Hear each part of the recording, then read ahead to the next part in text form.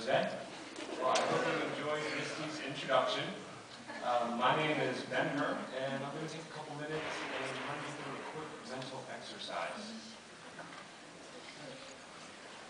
In a moment, the presentation slide is going to change. In the right-hand corner, you're going to notice a series of symbols. These symbols will translate into a simple word.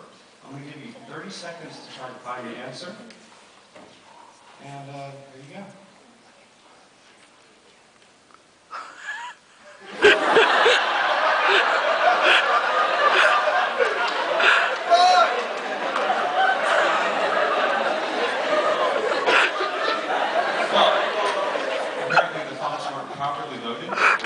Demonstrate the need for an education worldwide.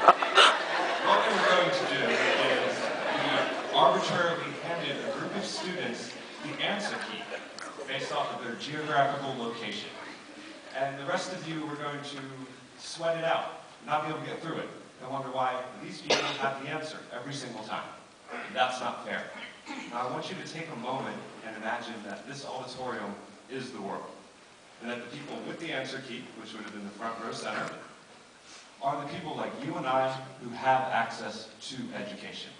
And that the rest of you are in impoverished nations growing up without education.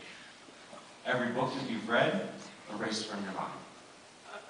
All the knowledge you own, gone.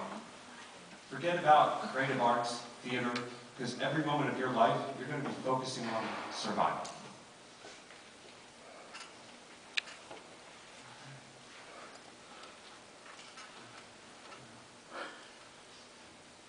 The skills provided by basic education are the necessary skills to thrive in the 21st century. If you think of the chain and the weakest link, if you look at humanity as that chain, our weakest link is incredibly linked. It is a small child in the third world, malnourished, diseased, and will not have access to education.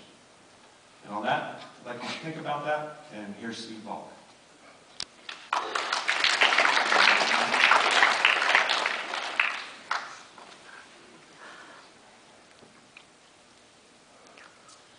My name is Steve Falk. I've been a volunteer with Results since 1985.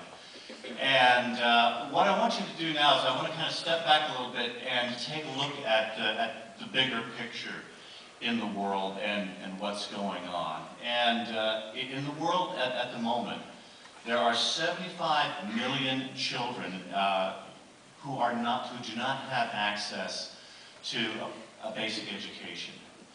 And we don't have this figure up on the wall here, but if you go into the secondary levels, the high school levels, there's 225 million young people who don't have access to education. And what this leads to eventually is that there's about 3/4 of a billion people in the world who cannot read or write or do basic math. And now think about where you would be if you didn't have even these basic skills. I mean, you couldn't even get a job at McDonald's if you couldn't do reading or add some numbers.